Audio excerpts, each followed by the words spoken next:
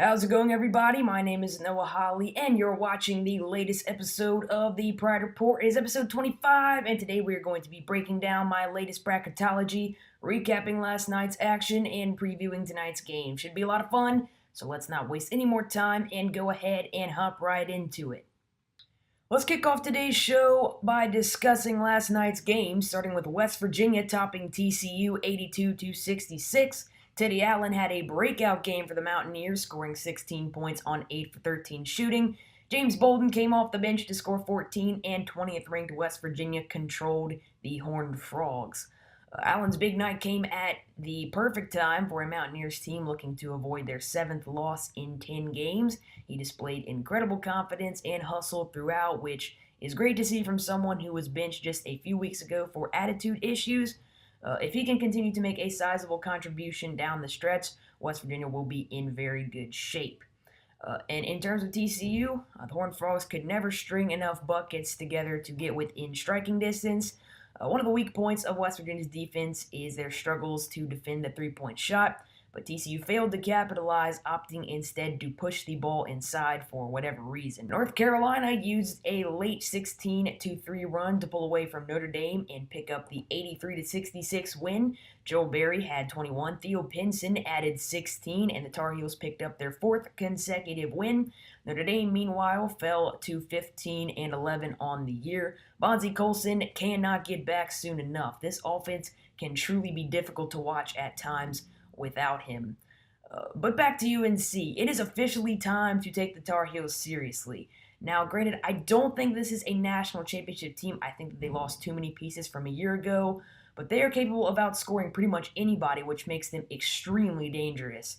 UNC's offense is so explosive. The Heels are capable of building a huge lead in an instant. Over the last 2 weeks, we've learned that when UNC gets hot, they can be unstoppable, and they're starting to find a rhythm. It is time to take notice.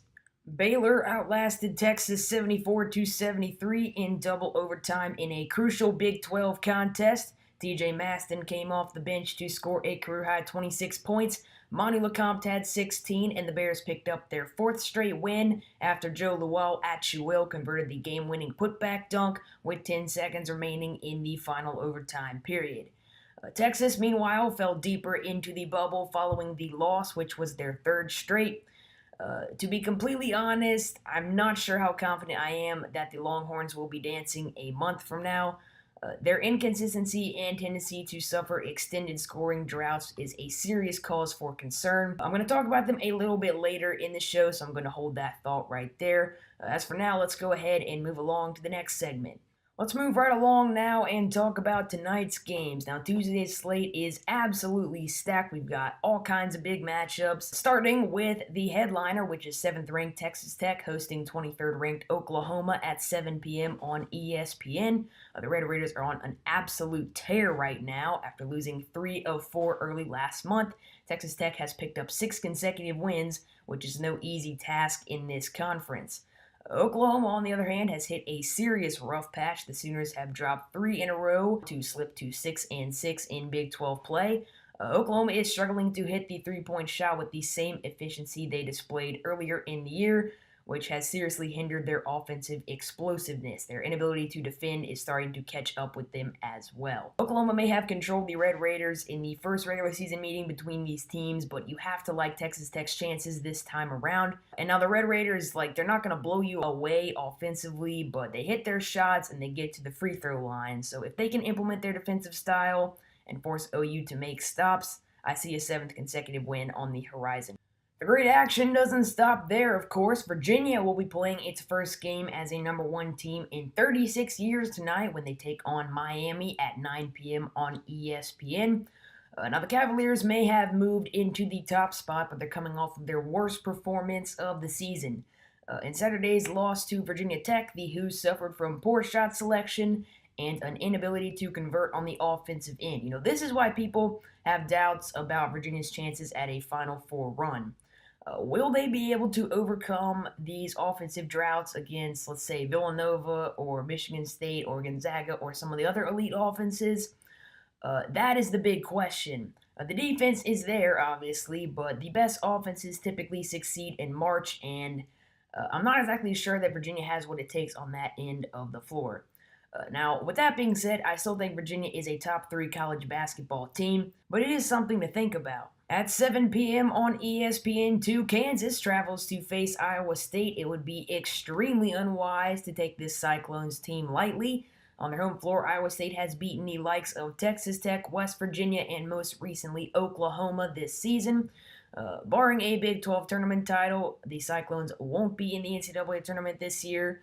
But you have to get excited about the future of this team. Freshmen Lindell Wigington and Cameron Lard look like future superstars. Wigington, in particular, has been a difference maker for Steve Prohm's squad. In the first meeting between Iowa State and Kansas, Wigington had 27 points. A repeat of that performance could spell doom for a struggling Kansas team.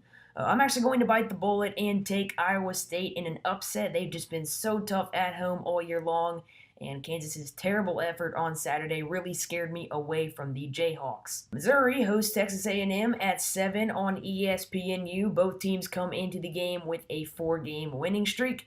Texas A&M is back in the rankings after consecutive wins over ranked teams in Auburn and Kentucky. They're up to a 6 seed in my latest projections. Missouri, on the other hand, sits at an 8 seed. This is a great opportunity for the Tigers to move up a line or two. I want to talk about Missouri for a little bit because they have just been an incredible story this season. I mean, think about all that has gone wrong. Michael Porter Jr., the most heralded recruit in school history, goes down with a potential season-ending injury after one game. Blake Harris transfers. Terrence Phillips is under Title IX investigation. It's just been an absolute mess. And yet the Tigers are playing their best basketball in years. It's crazy. But yeah, keep an eye on Missouri because when Porter returns, and yes, I said when, I would be very surprised if he doesn't come back at any point this season. Missouri is going to be a nightmare for some top team in the Big Dance. As always, I've included the latest CPP pick'em down below if you're interested in checking out who the staff has winning all these games and more. With that being said, let's go ahead and move along to the next segment.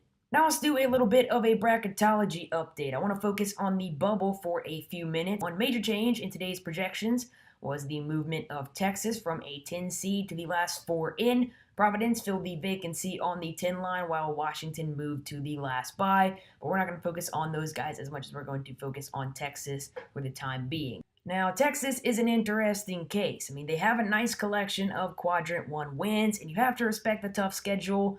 But frankly, I just don't think that they're that good of a basketball team. I mean, yes, they have a tough defense, but offensively, the Longhorns are not even close to NCAA tournament material. If they pass the eye test, sure, I'd be fine with giving this team a first-round bye. I mean, 11 losses in the Big 12 is like 8 losses in any other power conference. The Longhorns aren't bad necessarily, but tournament level, I'm not so sure. Now, let's talk a little bit about the rest of the last 4 in. NC State, Kansas, and Baylor will round it out. Now, I'm honestly not sure about the last team in. I would say that there's about 6 or 7, give or take, teams in contention for the final at-large bid in my projections. Here's the thing, though. Literally none of them make a great case, or even a good case at all. For example, a lot of people have Syracuse in. I don't. The Orange have a win over Louisville. They also have a win over Virginia Tech, and that's about it. I really don't feel confident in putting those guys in right now. USC is another team. I mean, they've literally beaten nobody. Boise State doesn't have a single Quadrant 1 win. Nebraska is in consideration as well. All they have is a win over Michigan. So Baylor felt like the logical choice here, or the most logical of all the choices, because they do have strong wins over Kansas at home and over Creighton on a neutral court. Yes, their resume is extremely incomplete at this point in time, but they do have those wins to build around. They also don't have a single bad loss. Some may consider the loss to Iowa State a bad loss, but as I mentioned earlier, the Cyclones are a really tough team to beat on the road. So I don't think it matters that much. You can really go all kinds of different ways at this point. There's still a lot of basketball to be played, however. I'm sure that it will all smoothen out over time. That is going to wrap up tonight's show. Thank you so much for watching. I sincerely hope that you enjoyed. If you did, be sure to subscribe and to follow the show on Twitter at CPP Pride Report. Also, be sure to tune in tomorrow for episode 26. It's going to be a lot of fun. I'm going to be talking bracketology. tonight's games. I'm going to be resuming my mid-major outlook series with a look at the Colonial Athletic. So definitely looking forward to that. Really hope that I see you there. But for now, I'm going to wrap this thing up. I will see you guys tomorrow.